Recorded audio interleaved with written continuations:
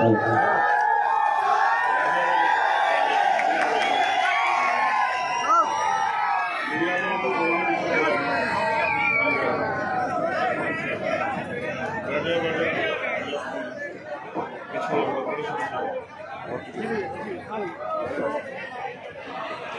भीम।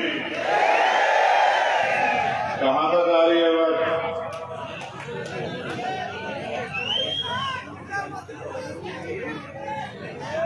तुम्हें थोड़ा सा कष्ट लेना पड़ेगा, थोड़ी देर बैठ जाओ। तुम्हारे वैसे आगे के लोग परेशान हो रहे हैं, बैठ जाओ।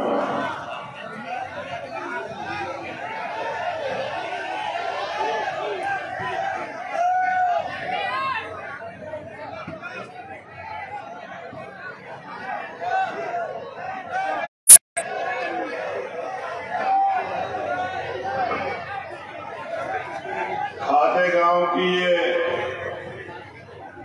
पावन धरती,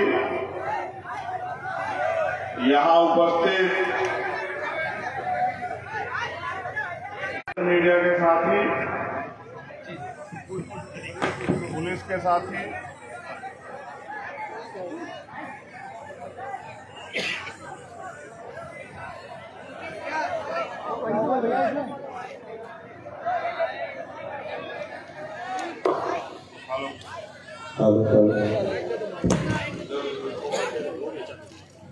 हेलो।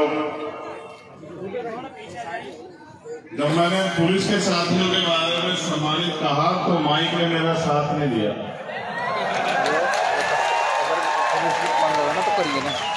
वही तो बात होगी। तो फिर मैं दोबारा कहता हूँ कि पुलिस के हमारे सम्मानित साथी, इस मंच पर उपस्थित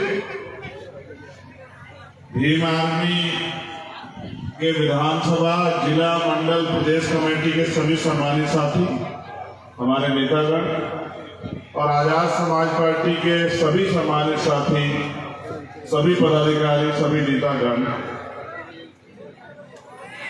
मिशन 78 के हमारे सभी कर्मचारी, सम्मानित नेतागण और इस मंच पर उपस्थित सम्मानित भंते जी,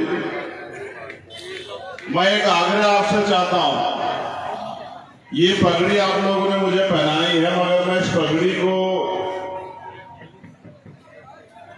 किसी को सौंपना चाहता हूं आज, अगर आप इजाजत दें। भारती यहाँ हो बेटा, यहाँ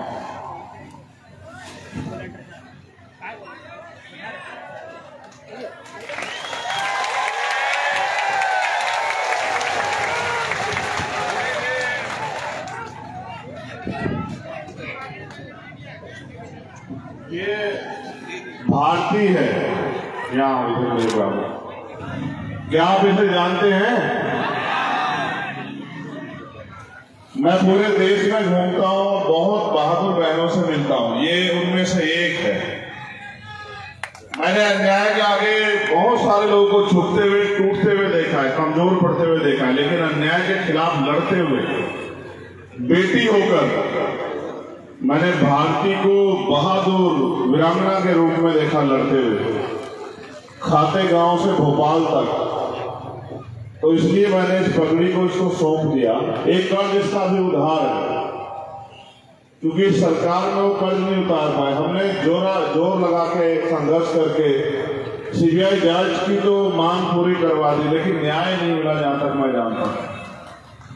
क्योंकि जिनके खिलाफ सीबीआई की जांच हो रही है, जो करवा रहे, सरकार भी उनकी, सीबीआई भी उनकी और अपराधी भी उनका। तो मैं एक वचन देते हुए उससे जरूर कहूंगा कि मेरी बहन याद रखना, जिस दिन ताकत हमारे हाथ में होगी, ऐसे गुंडों का ऐसा इलाज करेंगे, उनकी कई पीढ़ियां याद रखेंगे। किसी पर मार बैठ जा। जब मैं इसे देखता हूं तो वो दर्द मेरे याद आता है नेमावर में। आपका वो उत्साह भी, जिस उत्साह से आप नेमावर गए थे, लाखों की संख्या में, जैसे आज आप पहुंचे। लेकिन नेमावर में जो दर्द मैंने जाके उस दिन भारती और इससे जो बड़े भाई है उनसे सुना था, जो अन्याय इनके साथ हो, मेरी आंखों में आज भी वो दर्द ताजा हो जाता है जब मैं भारती को देखता हूँ। और भारती जैसी हजारों बहनें,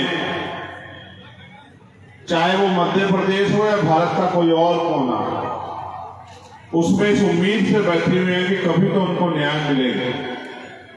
मैं अपनी बात को शुरू करते हुए बहुजन समाज में समय समय पर जन्मे सभी संतों, गुरुओं, महापुरुषों को नमन करता हूं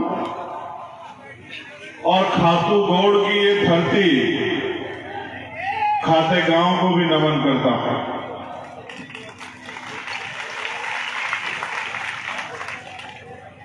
जब मैं महापुरुषों को याद करता हूं तो सिर्फ इसलिए याद नहीं करता हूं कि उनके चित्र को याद करूं, मैं उनके चरित्र को भी याद करता हूं। चरित्र, उनका जीवन, संघर्ष, उनकी सेवाएं और उनके जीवन का हमारे जीवन पर प्रभाव, दुनिया में शांति और मानवता का संदेश अगर सबसे पहले कहीं से गया तो वो भारत की धरती से गया। भगवान बुद्ध की धरती से, भगवान बुद्ध के उपदेशों के रूप में। और मुझे बड़ी खुशी है कि अभी 2 दिन पहले ही मैं भगवान बुद्ध की जन्मस्थली लुम्बिनी होकर आया नेपाल में। मैं गया था सिद्धार्थनगर। संविधान बचाओ, देश बचाओ, ईवीएम हटाओ, लोकतंत्र बचाओ एक रैली में अपनी आजाद समाज पार्टी की संबोधित करने। और फिर मैं सुबह मुझे पता लगा कि लुम्बिनी यहां से 40 किलोमीटर के लगभग है। तो मैंने कहा कि कोई बात नहीं, मैं जरूर जाऊंगा। जीवन का पता नहीं है लेकिन मैं यहां हूं तो जरूर जाऊंगा। तो पूरी दुनिया में शांति का उपदेश देने वाले महामानव तथागत बुद्ध, संत श्रोमणी सतगुरु रविदास जी महाराज, भगवान वाल्मीकि महाराज, गुरु नानक देव, संत कबीर, गुरु घासीदास, नारायण गुरु संत गाडगे जी महाराज, राष्ट्रपिता ज्योतिबा फूले, छत्रपति साहू जी महाराज, भगवान बिरसा मुंडा, महामना रामसु वर्मा, बाबू जगदेव प्रसाद कुशवाहा, जननायक कपूरी ठाकुर, बाबू शिवदयाल चौरसिया, चौधरी चरण सिंह जी, सर छोटू राम, विश्वरत्न डॉक्टर बाबा साहब अम्बेडकर, तांत्या भील, डॉक्टर एपीजे अब्दुल कलाम साहब, मान्यवर दीना भाना वाल्मीकि साहब और मेरे गुरु, मेरे आदर्श मान्यवर साहब काशीराम जी को भी आज खातेगांव की धरती से नमन करता हूं। और सबसे ज्यादा धन्यवाद आज मैं दूंगा हमारे वॉलंटियर साथियों का। मैं उनको देख रहा हूं कि किस तरह से वो पूरी व्यवस्था को मेंटेन कर रहे हैं। ये है तो उम्र में छोटे छोटे लेकिन काम बहुत बड़ा बड़ा कर रहे हैं। इनको बहुत बहुत बधाई। जिस तरह से आज तुम अपनी सभा को अनुशासनात्मक करने का प्रयास कर रहे हो, इसी तरह से आपके आंदोलन से जो नेता तैयार होगा वो समाज को आगे बढ़ाने का काम करेगा, अपने पैरों पर खड़ा करने का काम करेगा, ऐसा मेरा विश्वास है। मेरे पास जब भी मैं मध्य प्रदेश आता हूं हमेशा बहुत सारे कागज आते हैं। जिस भी जिले में जाता हूं उसी जिले से कागज आते हैं और वो सारे कागज किसी ना किसी अन्याय के होते हैं कि अन्याय हुआ और अन्याय करने वाला खुलेआम घूम रहा है और पीड़ित लोग थाने कचहरी के चक्कर काट रहे हैं। खातेगांव का अन्याय, नेमावर का अन्याय, एक अन्याय वो जहां हमारे साथियों को अपमान सहना पड़ा, उनके साथ साथ मारपीट हुई, उनकी मूछें उखाड़ ली गई, और एक अन्याय नेमावर का। ये दोनों अन्याय मैंने अपने सीने में दर्ज किए हैं, डायरी में दर्ज नहीं किए, क्योंकि हम लोग स्वाभिमान सम्मान के आंदोलन को आगे बढ़ा रहे हैं। तो ना मैं उन अधिकारियों को भूलूंगा और ना उन आरोपियों को भूलूंगा, ये बात आप लोग अच्छी तरह से याद रखना। सम्मानित साथियों, मेरी बात पे गौर करना। जब आप अपनी मेहनत का एक एक पैसा लगा के अपने पूरे दिन को खर्च करके तमाम तरह की मुसीबतों का सामना करके यहाँ पहुंचे हो, तो आज मैं जो तुम्हें यहाँ से कह रहा हूं वो सीख के जाना और उसको जाके जगत आगे मेरी बात को आपने बढ़ा दिया। तो मैं विश्वास से कहता हूं कि आगे किसी के आगे आपको हाथ नहीं फैलाना पड़ेगा, इस बात को आप याद रखना।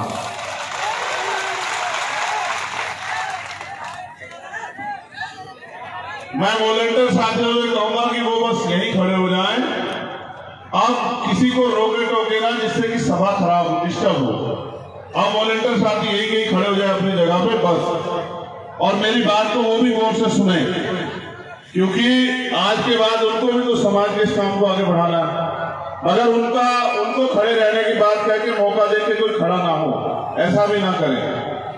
चलिए गौर कीजिए, जब भारत आजाद नहीं हुआ था, उस आजादी से पहले हमारे महापुरुषों ने अपने जीवन का एक एक पल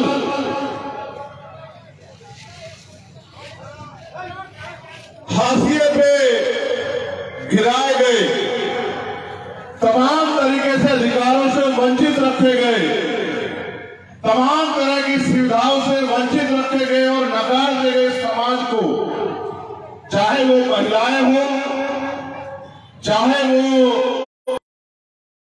अल्पसंख्यक समाज के लोग हो, उनको आगे बढ़ाने के लिए अपना सारा जीवन जो है वो निछावर करने का काम किया। और छोटे छोटे को भारत अंग्रेजों के अधीन था। 15 अगस्त 1947 को भारत अंग्रेजों से आजाद हुआ, भारत तो अंग्रेजों से आजाद हुआ, लेकिन इस देश का बहुत बड़ा तबका जो अंग्रेजों के समय में भी अधिकारों विहीन था, उनको अधिकार मिलने का काम 26 जनवरी 1950 को जब भारत का संविधान लागू हुआ तब मिला। मैं आपको ये बात इसलिए कह रहा हूं कि अगर ना होता भारत का संविधान तो ना आज का मंच लगता और ना इस मंच की शोभा बढ़ाने के लिए आप लोग आ पाते। मैं बस आपको याद दिलाना चाहता हूं कि संविधान से पहले हमारे पास क्या था और संविधान के बाद, संविधान के आने के बाद हमारे पास क्या है। जब संविधान नहीं था तो ना हम अच्छा पहन सकते थे, ना अच्छा खा सकते थे, ना अच्छे मकानों में रह सकते थे, ना अच्छी पढ़ाई कर सकते थे, ना हमें अच्छा इलाज कराने की अनुमति थी, और ना ही हमें डॉक्टर, इंजीनियर, आईएएस, आईपीएस बनने, यहां तक कि प्रधान से लेके विधायक और एमपी बनने की भी आजादी नहीं थी। लेकिन जब भारत का संविधान आया तो भारत के हर एक नागरिक को भारतीय संविधान ने ये अवसर दिए, चाहे वो महिला हो या पुरुष, गरीब हो या अमीर, किसी भी जाति का हो, वो अपने देश में स्वाभिमान सम्मान के साथ जी सकता है और अवसर की समता का प्रयोग करके आगे बढ़ सकता है, कामयाब हो सकता है। यानी कि जो एक भयंकर अंधेरा हमारी जिंदगी पे था, बाबा साहब अम्बेडकर ने अपने 4 बच्चों की कुर्बानी देकर उस अंधेरे को छाड़ दिया और संविधान के रूप में हमें आगे बढ़ने का, स्वाभिमान सम्मान से जीने का रास्ता दिया। सम्मानित साथियों, आज हम लोग संविधान बचाओ यात्रा के रूप में, संविधान बचाओ सत्ता परिवर्तन करो संकल्प यात्रा के रूप में आज की सभा को कर रहे हैं। इस सभा को करने के पीछे हमारा कुछ उद्देश्य है। वो उद्देश्य ये है कि आज देश की जो सरकार है और उनके जो प्रधानमंत्री के आर्थिक सलाहकार हैं, समिति के अध्यक्ष, वो ये कह रहे हैं कि भारत में संविधान को बदलने का समय आ गया है। हम सभाएं तो पूरे देश में लगातार कर ही रहे हैं, लेकिन आज हमारे ऊपर कठिन दौर आ पड़ा है और हमें इस कठिन दौर में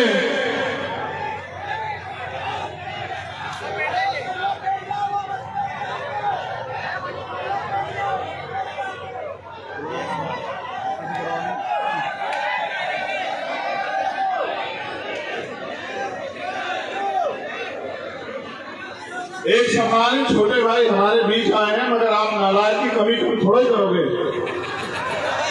ये समाज अपने इस हाल का जिम्मेदार खुद है। इसको तमाशा देखने की बड़ी आदत है। अगर इसे तमाशा देखने की आदत ना होती तो जो अन्याय अत्याचार इनके खिलाफ हो रहा है, उसके खिलाफ डटकर मुकाबला करते। लेकिन समाज को तमाशा देखने की बड़ी आदत है और तमाशे के चक्कर में आपकी जिंदगी तमाशा ही बन गई है। अगर तमाशा ज्यादा दिन तक देखोगे तो शायद समाज से आंख नहीं मिला पाओगे। मैं तुमसे बुनियादी बात करूंगा। मैंने संविधान का जो खतरा है नहीं होता तो आपका जीवन कैसा होता। अगर संविधान नहीं होता तो आपके पास क्या अवसर होते, और अगर संविधान नहीं होता तो शायद आज आप इतने स्वाभिमान सम्मान से देश के साधनों में हिस्सेदारी नहीं कर रहे होते। आज उस संविधान को केंद्र की सत्ता में बैठे लोग खत्म कर देना चाहते हैं, और क्यों ना करें। जिनको वो लंबे समय से व्यवस्था बना के, गुलाम बना के जिनको उन्होंने रखा, आज इस संविधान की वजह से वो प्रधान से लेके विधायक, मंत्री, MP, doctor, engineer, IAS, IPS बनने लगे हैं। उनको ये लगता है कि जब वो कल शोषण करते थे तो उनके ऊपर कोई कार्रवाई नहीं होती थी। आज अगर वो कोई बेबी कह देते हैं, मूल जिंदों को तो छोड़ो, अगर किसी परिनिर्वाण प्राप्त किए गए महापुरुष के बारे में भी कुछ कह देते हैं, उनकी मूर्ति में को भी कुछ कह देते हैं, तो मुकदमा होता और जेल जाना पड़ता है। तो ऐसे संविधान को क्यों रखे? वो तो अपनी जगह सही है, लेकिन मुझे आपसे पूछना है कि क्या आप अपनी जगह, अपनी जिम्मेदारी को अदा कर रहे हो? ये बात आपको मैंने इसलिए बनाई कि केंद्र की सरकार संविधान को खत्म कर देना चाहती है, लेकिन मैं बात आपको बता देना चाहता हूं, आप ये भी जानकारी हासिल कर लो कि तमाम राजनीतिक दल यही थे, चाहे वो कांग्रेस पार्टी हो, चाहे वो और कोई पार्टी हो, वो सब लोग यही थे। इनके रहते आज भारतीय जनता पार्टी संविधान खत्म कर देना चाहती है। आज उनको इतनी ताकत कहां से मिली इन दलों के रहते कि वो संविधान को खत्म कर देना चाहती है, यानी कि इन दलों के राज में भी आपका संविधान सुरक्षित नहीं। क्या पूरे देश में भारतीय जनता पार्टी की सरकार है? अन्य पार्टी की भी तो सरकार है, तो उनकी सरकारें होते फिर संविधान क्यों खतरे में है? उसका एकमात्र कारण यह है कि एक तरफ वो लोग हैं जिनको संविधान से फायदा हो रहा है, जो इस मंच के आसपास बैठे हैं, इस मंच पर बैठे हैं, और एक तरफ वो लोग हैं जो संविधान के द्वारा आपको मिले गए फायदे को रोक देना चाहते हैं। अगर किसी और के कंधे में रख के अपनी लड़ाई करना चाहते हो तो आप सिर्फ अपनी बारी का इंतजार कर रहे हो। मैं पूरे देश में जा रहा हूं, मैं जिम्मेदारी के तौर पे आप एक को कह रहा हूं, आप तमाम नौजवान यहां बैठे हैं, मैं बुजुर्गों से कोई शिकायत नहीं करूंगा। मैं नौजवानों को यह कहना चाहता हूं और मैं उनसे पूछना भी चाहता हूं, जब कुदरत ने तुम्हें महफूज शरीर दिया है और कानून तुम्हारे लिए बराबर है और सारा सिस्टम यहाँ, फिर तुम इस अन्याय को क्यों फैले?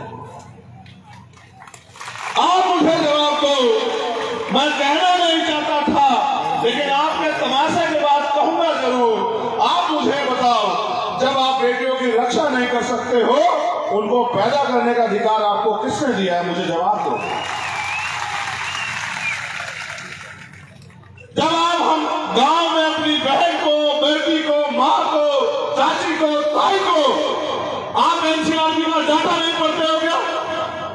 अगर आप पढ़े लिखे हो तो बताओ कि एनसीआरबी का डाटा क्या कहता है मध्य प्रदेश में, राजस्थान में, छत्तीसगढ़ में, उत्तर प्रदेश में, दिल्ली में, बिहार में। अगर नहीं पता तो मैं बताता हूं आपको। वो एक डाटा ये कहता है कि हर साल हजारों महिलाओं के साथ रेप हत्याएं होती। आप कभी उस डाटे को डीपली चेक करके देखना तो आपको पता लगेगा कि 100 में से 95 बच्चियां बहनें आपके समाज के निकलेगी। मेरे बहुजन समाज के लोगों, इस बात को याद रखना।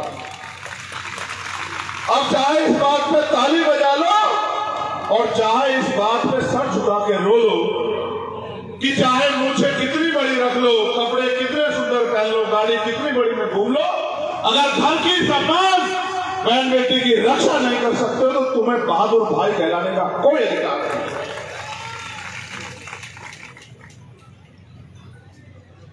क्या हो गया तुम्हारे खून को? क्या हो गया? किसकी नजर लग गई बहादुरों को?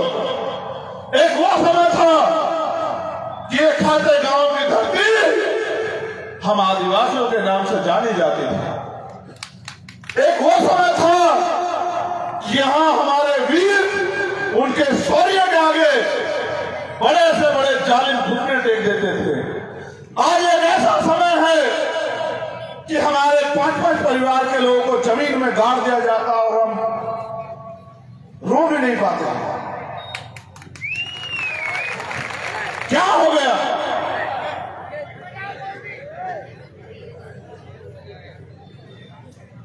क्या हमारा जमीन मर गया? क्या हम कमजोर हो गए? क्या हम विकलांग हो गए हैं? या फिर हम गैर जिम्मेदार हो गए?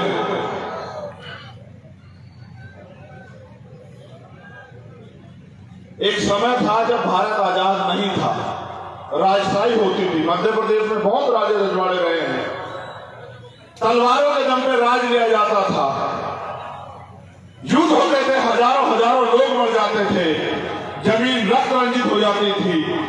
आज बाबा साहब अम्बेडकर उनके साथियों के प्रयास से आज लोकतंत्र है। ना तलवार चलानी है, ना भाला उठाना, ना घोड़े पे बैठना है, ना रक्त बहेगा, ना कोई मुसीबत आएगी। बस आपको अपनी वोट का सही प्रयोग करना है। का अंगूठे से आपकी लड़ाई जीती जाती है। जब आप तलवारों के दम पे नहीं हारे, जब तलवारों से युद्ध होते थे, भीमा कोरेगांव इसका उदाहरण है। आज आपको क्या हुआ कि आप अपने अंगूठे से ताकत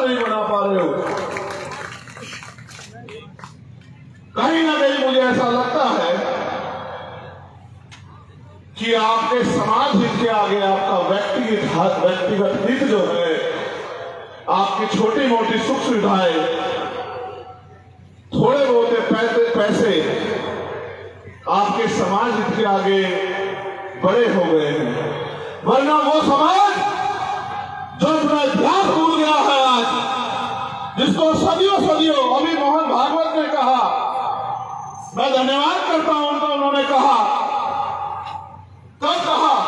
जब हमने कहा कि हम संविधान बचाओ यात्रा चला के भारतीय जनता पार्टी केंद्र की सरकार को और मध्य प्रदेश में भी भारतीय जनता पार्टी की सरकार को जमी दर्ज करने का काम करेंगे, हम इनको सबक सिखाएंगे। तब संत प्रमुख मोहन भागवत ने कहा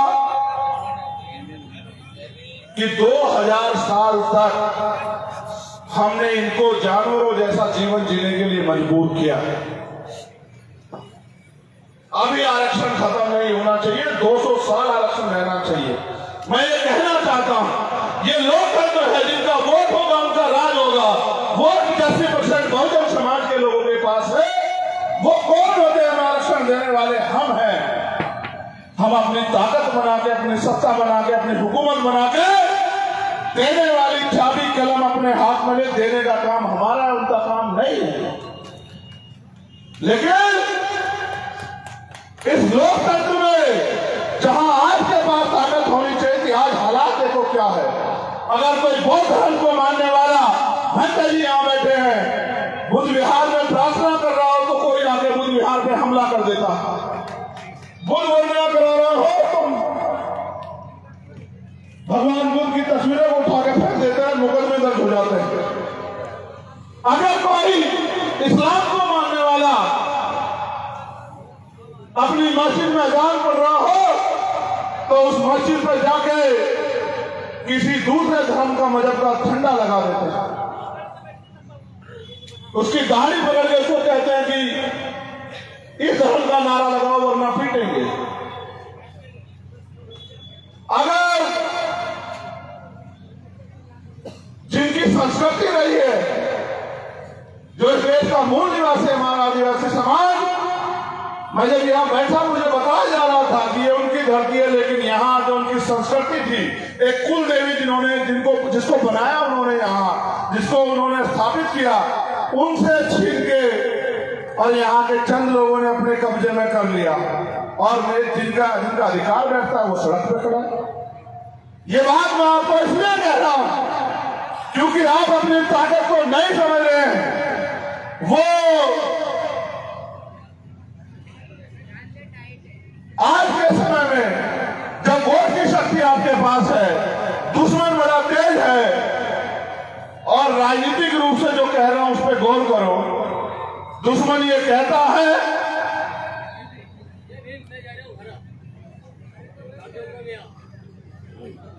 कि राजनीति बुरी चीज है, राजनीति करनी नहीं चाहिए।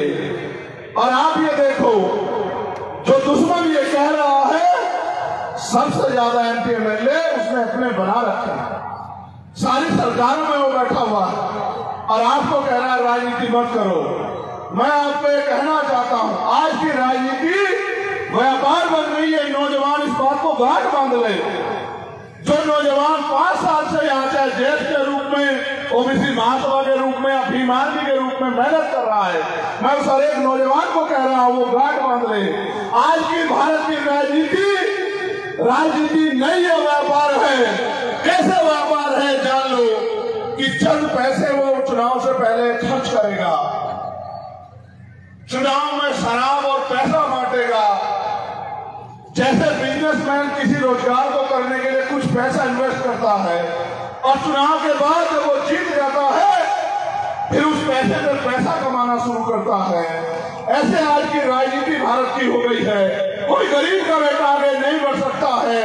पैसे वाले लोग राजनीति कर रहे हैं, गरीब लोग बैठ के तमाशा देख रहे हैं। जिन्होंने 75 साल में आपके कच्चे मकानों को ये नहीं सोचा पक्के हो जाएं, वो आपका भला कर सकते हैं क्या? जिन्होंने 75 साल में आपके भूखे पेट को नहीं देखा, जिन्होंने 75 साल में हमारी बहनों की लुटती असमतों को नहीं देखा, हमारे खून के आंसुओं को नहीं देखा, हमारे साथ होते अन्याय को नहीं देखा, हमारी किश्ती खार को नहीं देखा, हम पे चलने वाली गोलियों लाठों को नहीं देखा। वो आज आपका भला कर देंगे क्या? मेरे सम्मानित साथियों, दुश्मन अगर मुफ्त में कुछ देता है तो आपके भले के लिए नहीं देता। दुश्मन अगर मुफ्त में कुछ भी देगा तो आपसे कुछ ना कुछ लेने के लिए देगा। आज चुनाव करीब आ गया है, सरकार बड़ी बड़ी घोषणाएं कर रही है। मैं पूछना चाहता हूं हमारे मामा मुख्यमंत्री जी को कि पिछले 4.5 साल से आप कहां थे? पिछले 4.5 साल में जो अन्याय हुआ है मध्य प्रदेश में, उसका जवाब कौन देगा? सागर में जो अन्याय हुआ, नेमावर में जो अन्याय हुआ, खातेगांव में जो अन्याय हुआ, इंदौर में जो अन्याय हुआ, छतरपुर में जो अन्याय हुआ, उसका जवाब कौन देगा? 4.5 साल आप ही तो मुख्यमंत्री रहे। इससे पहले भी आपकी सरकार रही, बीच में आपने धोखे से सरकार बनाई। इसका जवाब कौन देगा? मुख्यमंत्री जी, आज आप घोषणाएं कर रहे हो। मैं बस इस बात पे जोर डालना चाहता हूं, कल जब मैं आ रहा था तो शायद एक प्लेन में मेरे साथ एक पटेल समुदाय का एक छोटा भाई मुझे पहचान के चला आया। उसने मुझे बताया कि यहाँ ओम पटेल नाम के एक व्यक्ति को, उसको जबरन कुछ पिला के उसकी हत्या हुई, लेकिन कोई कार्रवाई नहीं हुई। उसने मुझसे कहा भैया ये मुद्दा आप उठाना, क्योंकि जब आप मुद्दा उठाते हो तो शासन प्रशासन की आंखें खुलती है। वो परिवार उम्मीद लगाए बैठा आपको न्याय मिलेगा। सम्मानित साथियों, उस बच्चे से, इस भाई से जो मैंने सुना वो मैं आपसे कहना चाहता हूं। वो ये कह रहा था मुझसे कि एक लंबे समय से मध्य प्रदेश के लोग अन्याय अत्याचार सह रहे हैं और कभी किसी को उनके वादों में फंस के वो धोखा खाते रहते हैं। अगर आजाद समाज पार्टी यहाँ मजबूती से चुनाव लड़े तो यहाँ की जनता आपके संघर्ष और आपके साथियों के संघर्ष के साथ खड़ी हो सकती है। उसके अंदर इतना हौसला है कि वो आपके साथ मिलकर लड़ाई को मजबूत कर सकते हैं। मैं तो लोगों की बात सुनता रहता हूं सम्मानित साथियों। मैं आपको ये बताना चाहता हूं, आपको शायद जानकारी ना हो भी तो और पक्की कर लो। ये इसलिए बताना जरूरी है कि आपको समझ आए। सरकार के पास बजट होता है, बजट समझते हो नहीं समझते बजट को? वो बजट आता कहां से है? जब उसने कल मुझे बात कही तो उसने ये भी कहा कि मुख्यमंत्री ने योजना चलाई। मैंने उसे कहा कि अब सुनो, पढ़े लिखे हो? बोले हाँ। तो मैंने कहा फिर अब जान मिलो कि मुख्यमंत्री जी के पास जो बजट है, जो दे रहे हैं, वो बजट आता कहां से? तो उन्होंने कहा, पूछा भैया कहां से आता है? मैंने कहा आम जनता जो टैक्स देती है, वो टैक्स का पैसा जिस कोष में जमा होता है, सरकार के खाते में जमा होता है, उसी का बजट बनता है। उसके साथ जो प्राकृतिक रिसोर्स हैं, उनसे जो टैक्स आता है, उससे बजट बनता है। यानी कि मैंने उसको साधारण भाषा में उससे पूछ के समझाया कि तुम एक महीने में कितना खर्चा करते हो, कितने सामान खरीदते हो? वो कहीं होगा तो मुझे सुनेगा। उसने कहा मैं 1 लाख रुपए हर महीने का सामान खरीदता हूँ। मैंने कहा 28% जीएसटी है, तुम 1 लाख रुपए का सामान खरीदते हो, 28,000 रुपए सरकार को देते हो, सरकार तुम्हें कितना फायदा देती है?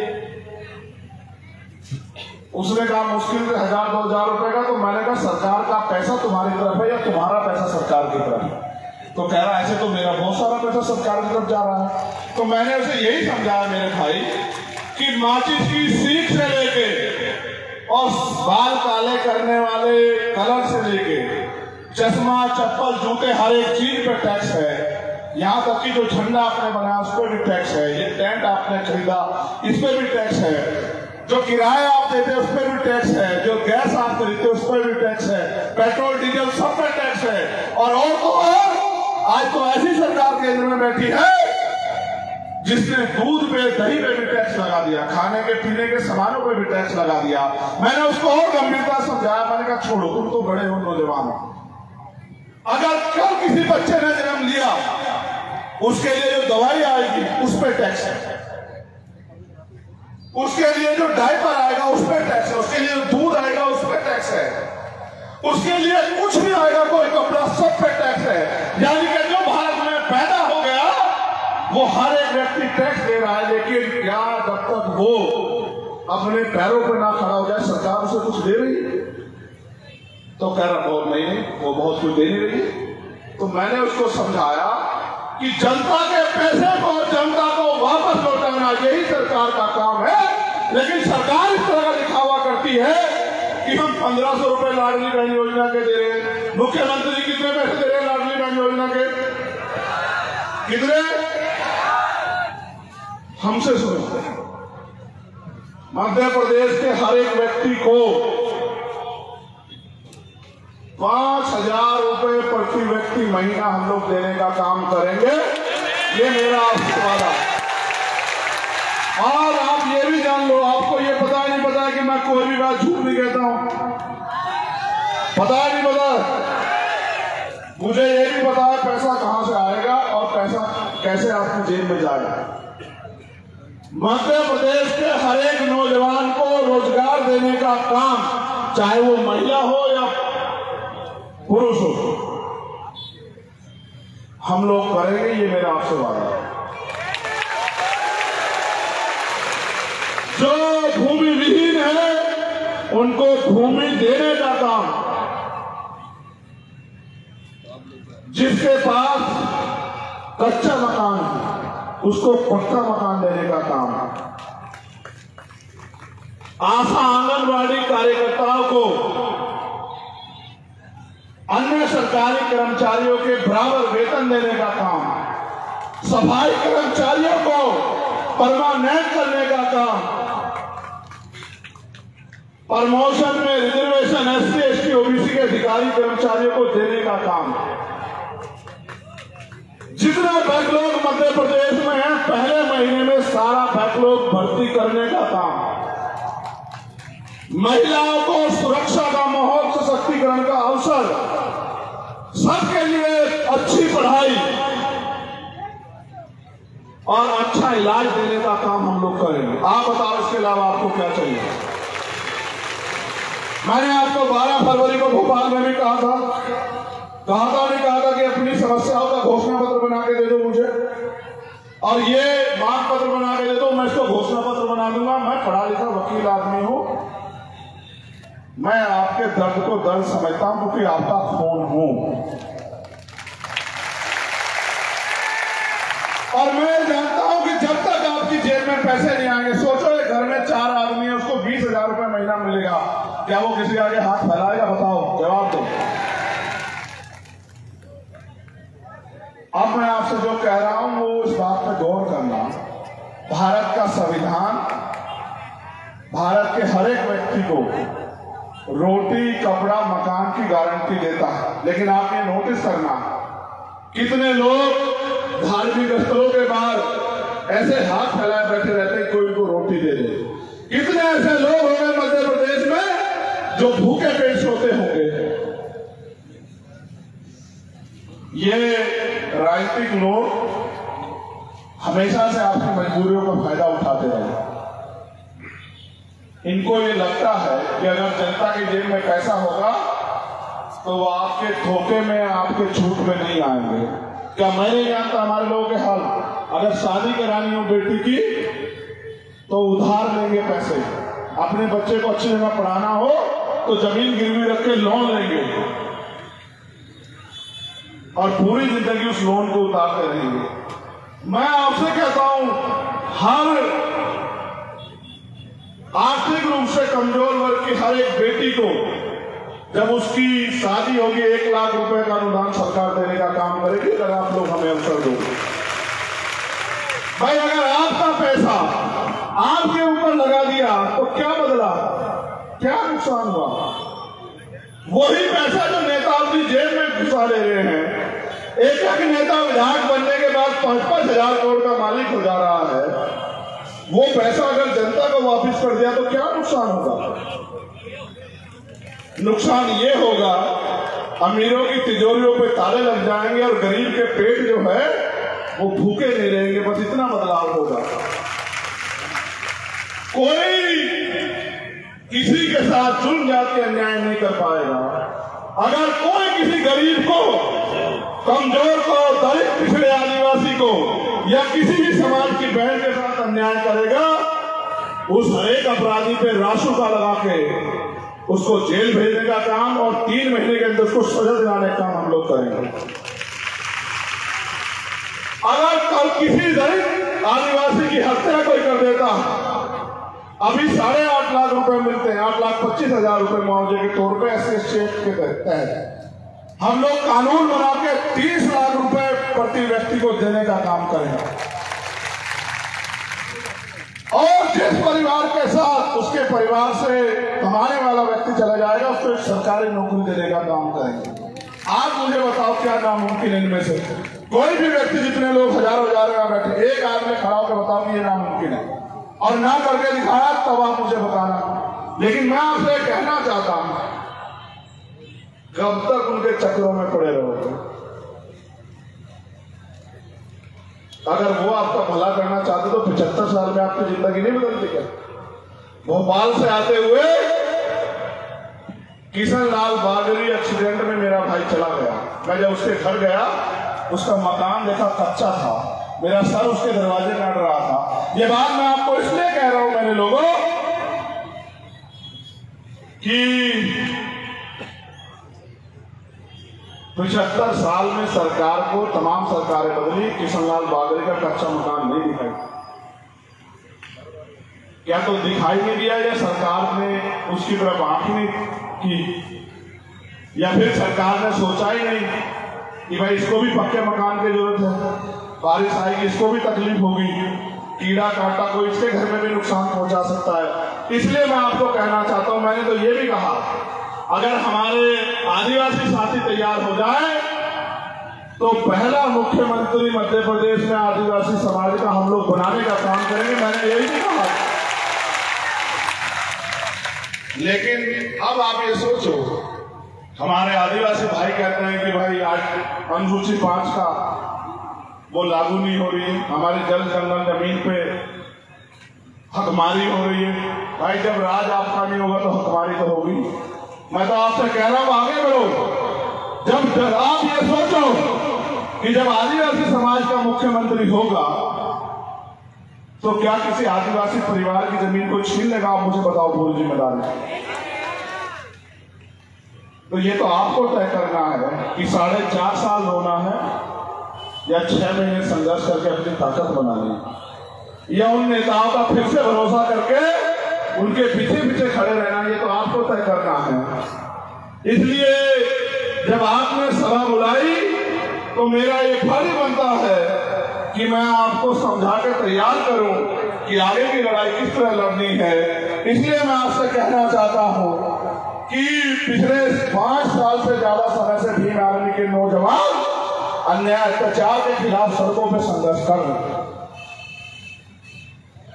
अब उन्हें संघर्ष करने से वो न्याय दिला सकते हैं, लेकिन अगर समाज को आगे बढ़ाना है, धार्मिक तौर पे जो अन्याय हो रहा है उसको रोकना है, अपने भाइयों को सुरक्षा का माहौल देना है, अपनी बहनों को सुरक्षा का माहौल देना है, तो राजनीतिक शक्ति अपने हाथ में लेनी पड़ेगी। इसलिए अब जब अवसर मिलेगा तो आजाद समाज पार्टी के प्रत्याशी को आप लोग जिताने का काम करना और केतली के चुनाव निशान पर ईवीएम का बटन दबाने का काम करना और अपनी एक वोट को आजाद समाज पार्टी को देके अपने बीच के व्यक्ति को विधानसभा में आपकी समस्याओं के लिए आवाज उठाने का मौका देना। एक समस्या यहाँ मेरे सामने किसने भेजी है, ये गांव है बामन गांव, जहां शासकीय ट्यूबवेल से पानी पीने भरने देने के संबंध में एक घटना है। मैं प्रशासन से कहना चाहूंगा, पुलिस के साथियों से, कि इस घटना का संज्ञान ले लें और उस परिवारों की मदद करें। वहां के कुछ अपराधी किस्म के लोग वहां से दलित समाज के लोगों को पीने का पानी नहीं लेने दे रहे हैं, ऐसी समस्या मेरे सामने आई, तो मैं पुनः अपने वॉलंटियर साथियों का, अपने भीम आर्मी आजाद समाज पार्टी के सभी सम्मानित नेतागणों का, कार्यकर्ताओं का, पदाधिकारियों का, और यहाँ इतने बड़े पैमाने पर आए बहुजन समाज के वफादार योद्धाओं का, बहादुर ईमानदार संघर्षशील योद्धाओं का धन्यवाद स्वागत करता हूं। और सबसे ज्यादा धन्यवाद देता हूं माताओं बहनों का कि वो लंबे समय से यहाँ